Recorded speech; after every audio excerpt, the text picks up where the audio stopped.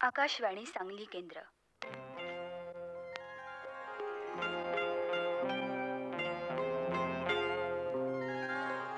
ही कहाणी आहे समाजानं वाळीत टाकलेल्या एका समाज सुधारकाची.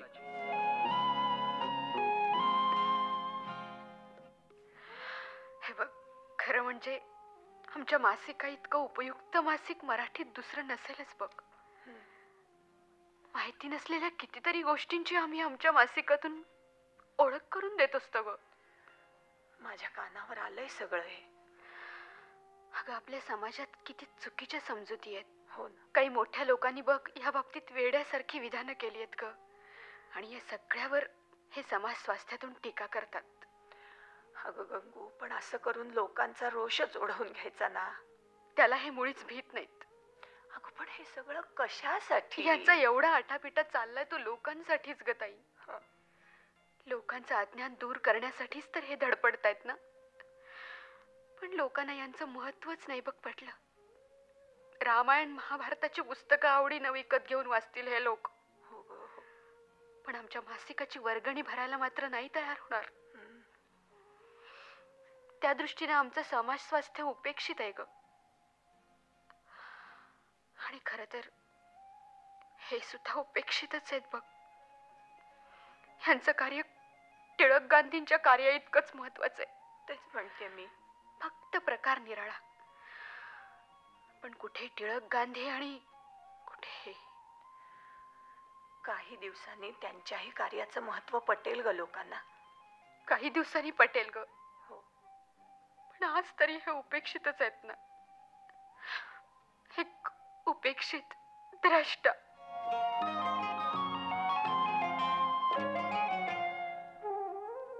ही कहाणी आहे आयुष्यभर ससे हुलपट झालेल्या एका पत्नीची.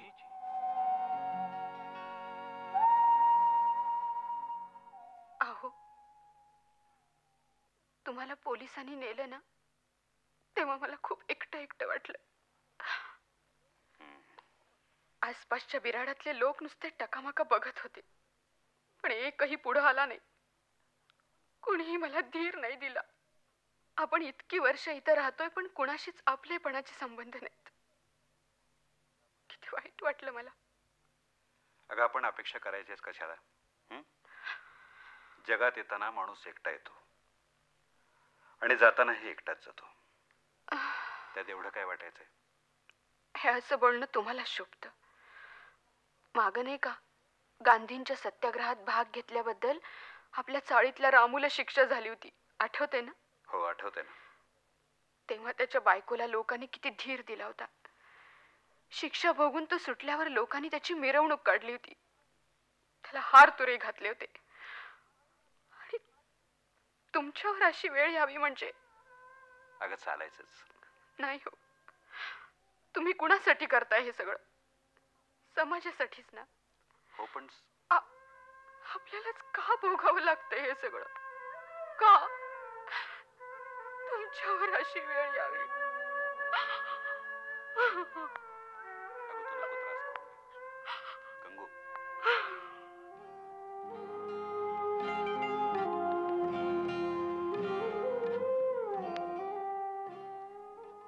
ही कहाणी आहे समाज प्रबोधनासाठी आयुष्य उधळून टाकणाऱ्या एका कुटुंबाची.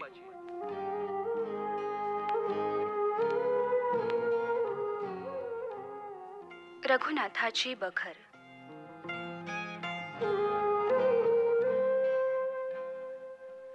श्री ज. जोशी यांच्या कादंबरीवर आधारित नभोनाट्य 13 भागात प्रसारित करीत आहोत. आज त्याचा 10वा भाग.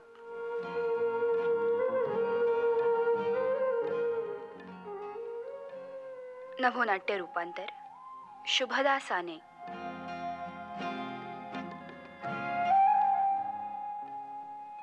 सादर करते शशी पटवर्धन.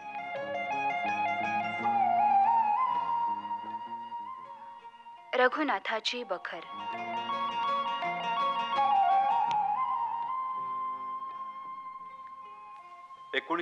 च्या जुलैमध्ये मी हे मासिक सुरू करून आजपर्यंत स्वतः पैशाची झीज सोसून हे चालवलेलं आहे.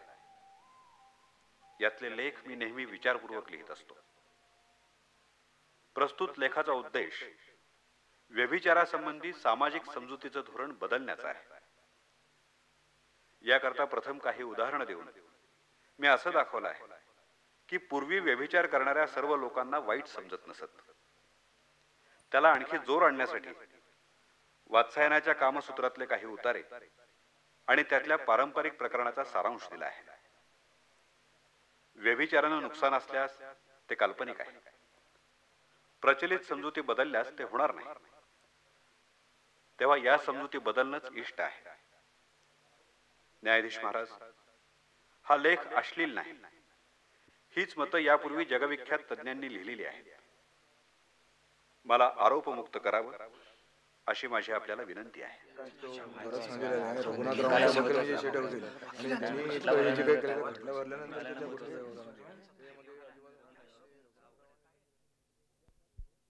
कर्वे, उद्याचा दिवस महत्वाचा आहे. मला वाटतं उद्या तुम्ही दुसरा चांगला वकील दिलात तर बरं पडेल. बाबासाहेब आंबेडकरांना विचारलं तर? मी विचारलं त्यांना. मग? पण ते परगावी जाणार आहेत. हां. अहो, पण त्यांनी मला चांगला धीर दिला. त्यांनी सांगितलं, तुम्ही असंच लढत राहा, थांबू नका. ते म्हणाले, आम्ही लोक हजारो वर्षे अन्याय सहन करतोय. तुमची आत्ता कुठं सुरुवात आहे. बाबासाहेब आंबेडकरांना माझं वकीलपत्र घ्यायला खरं म्हणजे आवडलं असतं. आता दुसरा चांगला वकील कोण बघायचा? दुसरा कोणी मोठा वकील मिळायचा नाही आपल्याला. का? अहो, त्यांची फी मोजायला माझ्याजवळ पैसे कुठे आहेत? हो.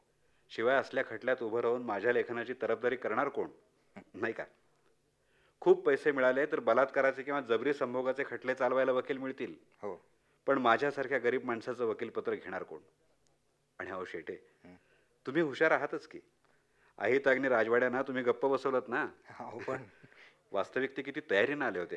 हो. तेव्हा मला वाटतं दुसरा वकील शोधायलाच नको. ठीक आहे कर्वे, मी तुमची बाजू जास्तीत जास्त चांगल्या तऱ्हेनं मांडायचा प्रयत्न करेन. पण एक आहे, काय? तुम्ही भलत्या आशा धरू नका. माझ्या अंदाजानुसार तुम्हाला दंड हा होणारच. पण वकील साहेब, माझा लेख अश्लील नाही. अहो, पण माझीच मतं यापूर्वी जगविख्यात तज्ज्ञांनी मांडलेली आहेत. हो, तरी सुद्धा असं मी माझ्या जबानीत ठासून सांगितलेलं आहे. ठीक आहे, काय होतंय बघूया. ठीक आहे.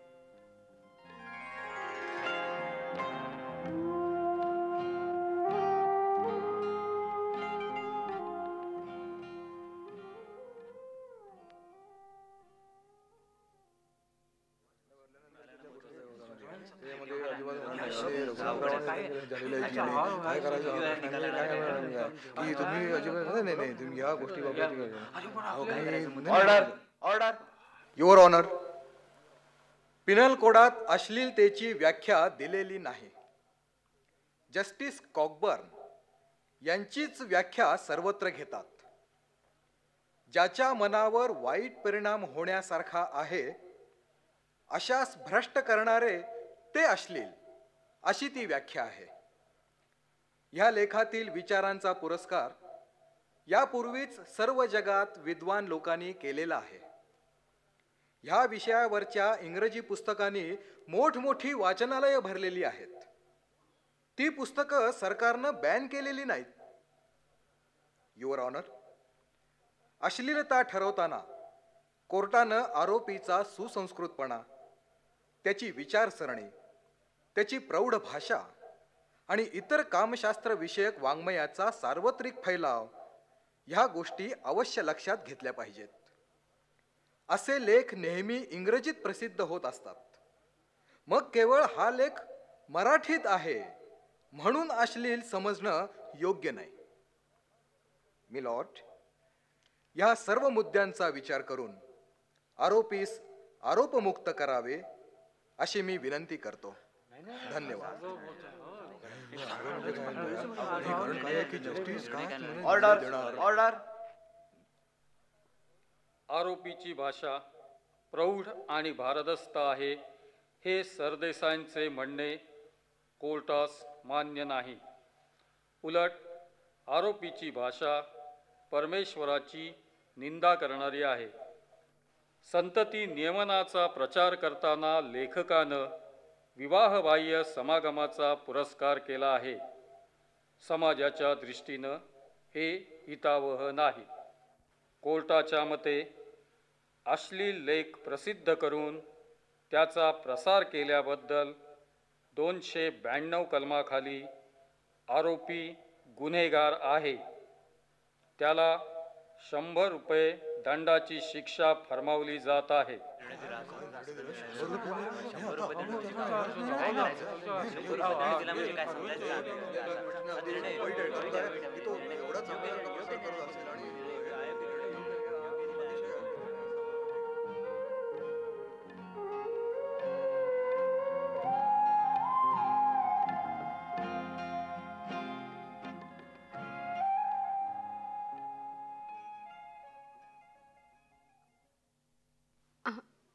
आलात?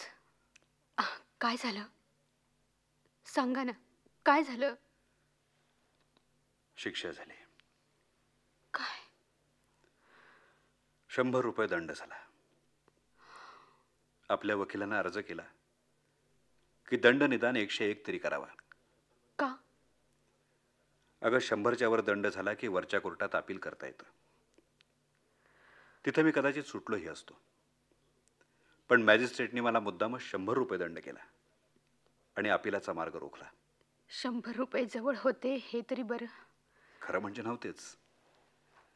इतकी मोठी रक्कम कुठली असायला, पण कर्णिकाने धावाधाव केली आणि भागवलं. नाहीतर तुला सांगतो गंगू, मी आज तुरुंगातच गेलो असतो. मग मात्र आबरू गेली असती. आता काय आबरू राहिली? आज आपण गुन्हेगारच आहोत.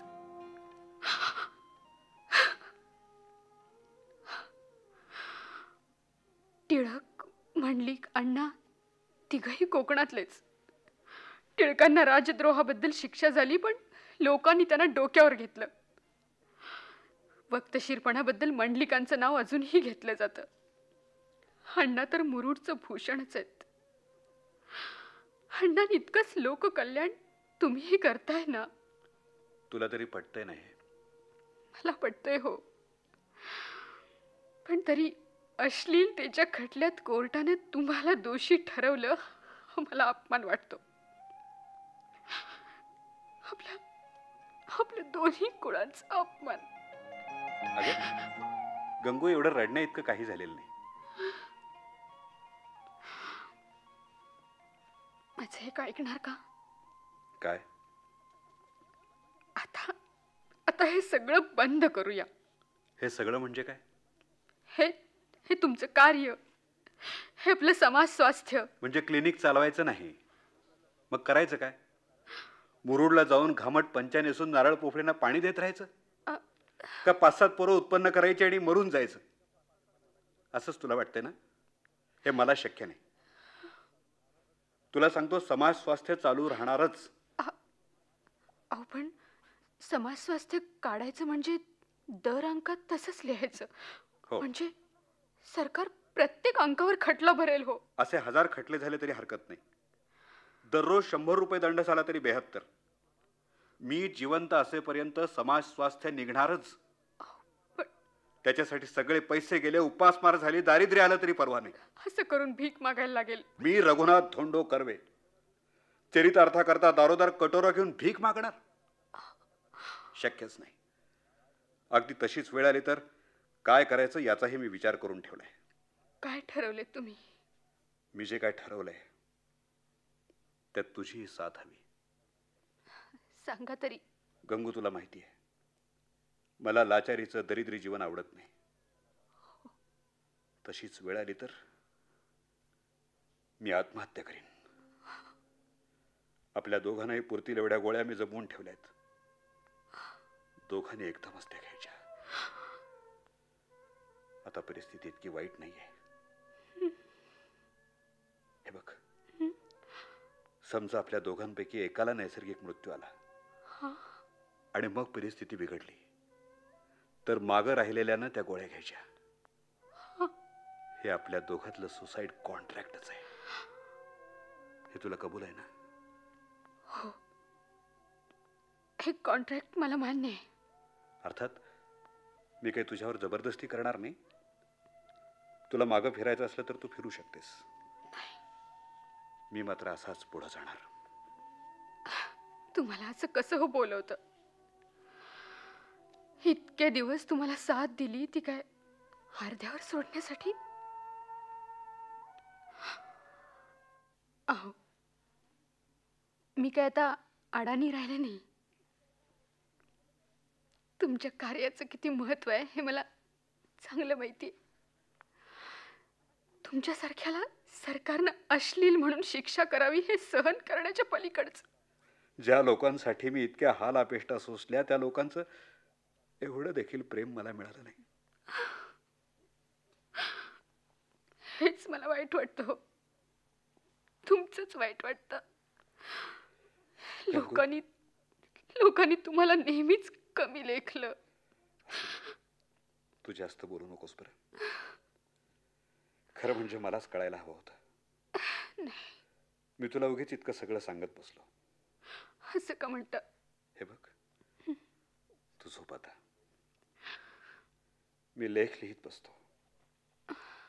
पुढच्या आपल्या अंकामध्ये खटल्याविषयी लिहायला हवं. अहो, काय माझी एक विनंती आहे. काय म्हणतेस? मी म्हणते, आज तुम्ही लिहिलं नाहीत तर नाही का चालणार? लिहू नको. मग काय करू? असे जवळ या ना, पूर्वीसारखं. इश्श, तुम्हाला सगळं सांगावं लागतं का? गंगू, अजून तुला पॅशन आहे?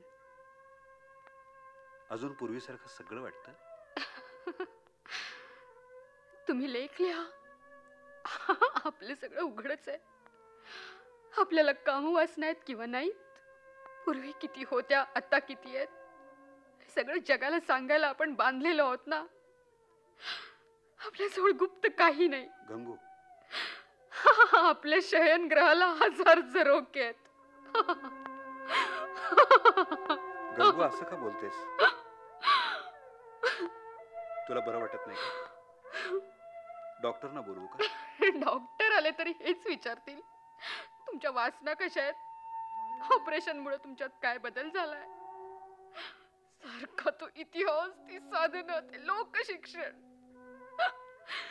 गरीबाला झोपडीचे सुख मिळतात ते देखील मला मिळालं नाही हो. हे बघ, आता जास्त बोलू नकोस. झोप बरं. शांत हो. थोपटू का तुला? गंगू, तुझं कपाळ किती तापलंय.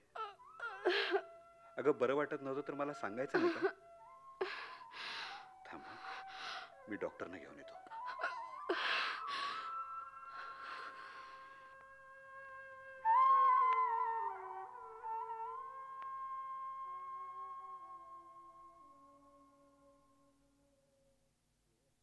डॉक्टर, हिचे डोळे असे का दिसत आहेत आणि ओठातूनही लाळ गळते. मी तुम्हाला बोलवायला आलो तेव्हा नव्हती गळत. या ग्लानीत आहेत. एक इंजेक्शन देतो मी, जरा वेळाने येतील शुद्धीवर. पण डॉक्टर, या आजारात असं होणं वाईट. जास्त जपायला पाहिजे. ह्यांच्या मनाला कसला तरी त्रास झाला असणार. मन शांत राहायला हवं. असो, ठीक आहे. मी इंजेक्शन दिले त्यांना, काही काळजी करू नका. ठीक आहे, येतो मी.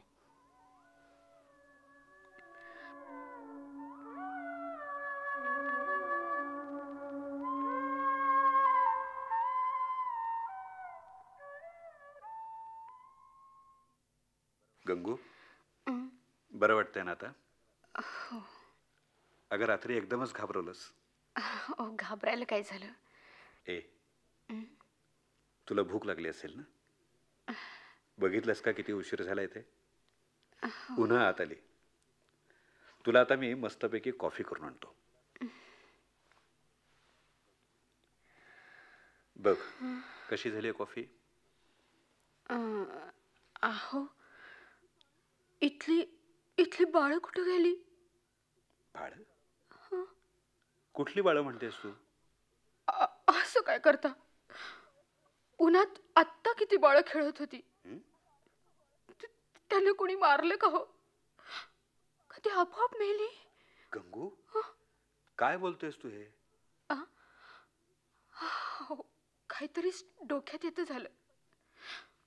उन्हाच्या पट्ट्यात मग अशी धुळीचे कण तरंगत होते ना, मला वाटलं ती उन्हाची बाळच आहेत. गंगू, कॉफी घेतेस ना? हो, घेते ना. घे.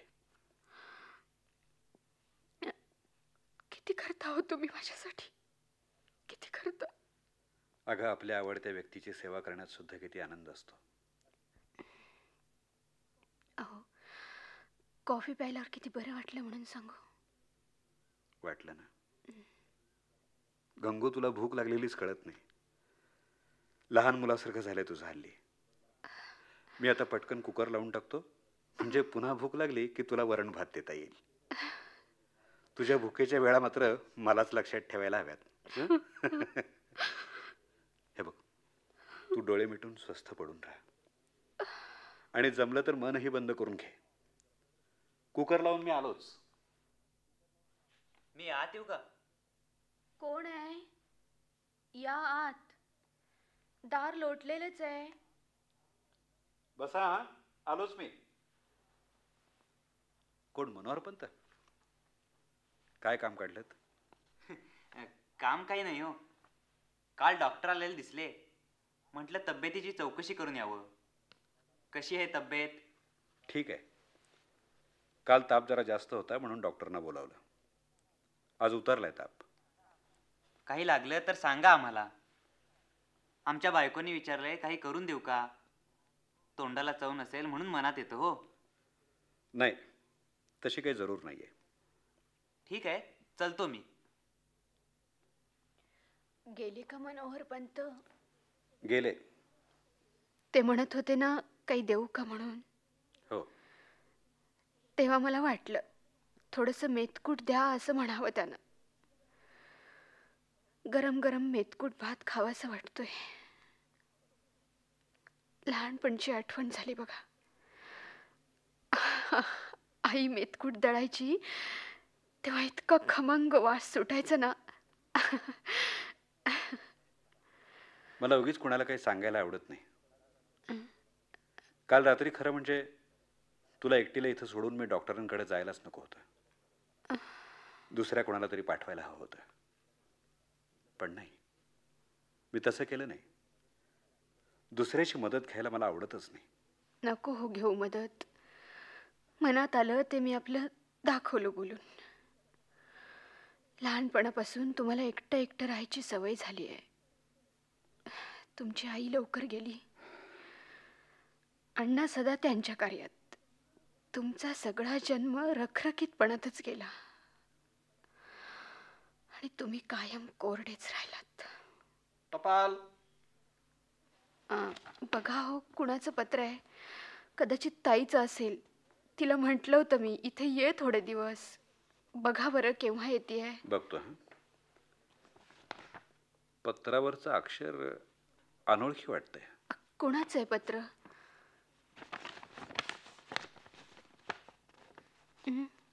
काही विशेष नाही ग. चल, जेवायला बसतेस का? अहो गरम गरम भात खावासं वाटतोय ना? अहो पण आधी कुणाचं पत्र आहे ते सांगा. त्याशिवाय मी जेवायला बसणार नाही. कुठून आलंय पत्र? अगं, असली पत्र कुठून येणार? पुण्याहूनच. पण लक्षात कोण घेतो मधल्या शंकर मामंजीचे तिथं खूप नातेवाईक आहेत. अहो वाचा ना, काय म्हटलंय पत्रात? काय सांगायचं? हा गधडा लिहितोय की तुम्ही संतती नियमनाचे मार्ग अवलंबलेत आणि शेवटी बायकोचं ऑपरेशन करून घेतलं म्हणूनच तिचे पाय गेले अगो बाई. आणि काखेत कुबड्या आल्या. तुम्ही हलकट नीच आहात. तुमच्या मूर्खपणामुळेच तुमची पत्नी पांगळी झाली. हे पाप कुठे फेडाल?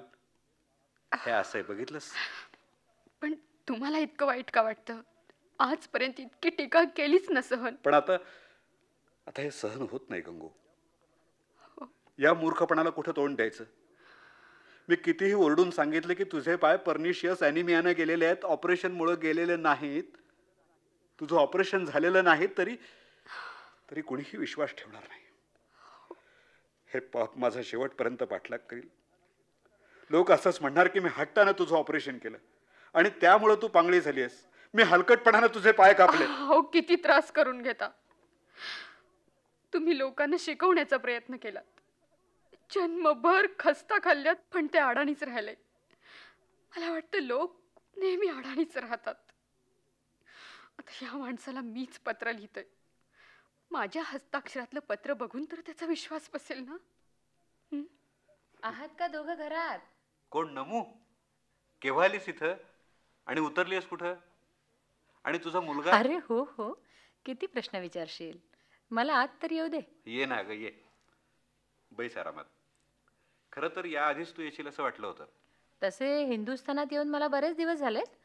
आणि आज आमच्याकडे येतेस? अरे इथे आल्या आल्या मी आणि माझा मुलगा सपाटून आजारी पडलो. इथलं हवा पाणी मानवलं नाही वाटतं. हा, तसंच थोडंसं.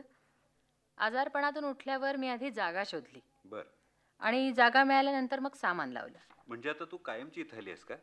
हो, मी घटस्फोट घेतला. घेतलास? हो. अरे पण घटस्फोटानंतर सुद्धा तो मला मुलाचा ताबा देतच नव्हता. काय सांगतेस? अरे भंपक निघाला तो. मग मी भांडून ताबा मिळवला. मला सुद्धा करमणूक हवीच की. मुलाचं नाव काय ठेवलंय? त्याचं ना नवीन ठेवलंय. नवीन? हल्ली किती वेगवेगळी नावं ठेवतात नाही. छान आहे हो नाव. गंगू, किती अशक्त झाली आहेस ग. आवाज सुद्धा अगदी खोल गेलाय. अरे ही आजारी असल्याचं मला पुण्याला कळलं. पुण्याला कधी गेली होतीस? काम होतं माझं म्हणून गेले होते पुण्याला. मग अण्णांनाही भेटून आले. बर. मग तिथेच मला कळलं की गंगू खूप आजारी आहे. हो, मध्यंतरी भास्कर आला होता, त्याच्याकडून कळलं असेल. रघु, अरे सगळं एकटा करतोयस, कुणाला बोलावून नाही का घ्यायचंस? अरे इथे कुणीतरी बाई माणूस हवं ना गंगूचं करायला. अगं पण भास्करची बायको, दिनकरची बायको, गोदूबाई, कुणीच नाही येण्यासारखं. अहो, सगळ्यात मीच मोठी आहे. खरं तर मोठेपणानं मीच सगळ्यांचं करायचं, पण कुणाचं काही केलंच नाही. नमू, तू इथंच बैस हिच्याशी गप्पा मारत. मी आज जाऊन आपल्या जेवणाची तयारी करतो. अरे काही करायचंय का? मला सांग, मी करते. अहो काहीतरीच काय. माझ्यामुळं आधीच यांना किती त्रास होतो आणि तुम्हाला पण. अगं काय अगं गंगू? स्वयंपाक सगळा तयारच आहे ग. तू आलीस ना नमू, तेव्हाच खरं म्हणजे आम्ही जेवायलाच बसणार होतो. अच्छा, म्हणजे माझ्यामुळे उशीर झाला का? नाही तसं नाही ग. आता असं करीन, उद्यापासून मीच करत जाईन घरातलं सगळं. हो पण तू करणार? का? मला जमणार नाही असं वाटलं की काय तुला? अरे नक्की जमवून दाखवीन. मी सकाळी 9ला येत जाईन आणि संध्याकाळी 7पर्यंत थांबत जाईन. रघु, तेवढीच तुला हात सोडवणूक रे. रोज यायचं आणि परत जायचं. म्हणजे त्रासच की ग तुला. त्यापेक्षा इथंच राहायला ये ना. हो ना, खरंच या ना. नको, तसं नको. मी आपली माझ्याच घरी राहीन. का ग? अरे तिथून नवीनचं हॉस्टेल जवळच आहे ना, म्हणून म्हणते. म्हणजे तू फुल टाइम ड्युटी करणार नाही? नाही, फुल टाइम नाही. सकाळी 9 ते संध्याकाळी 7. बरं मग निघू आता. हा, ये. चल मग, येते रे. अच्छा अच्छा, येते का गंगू?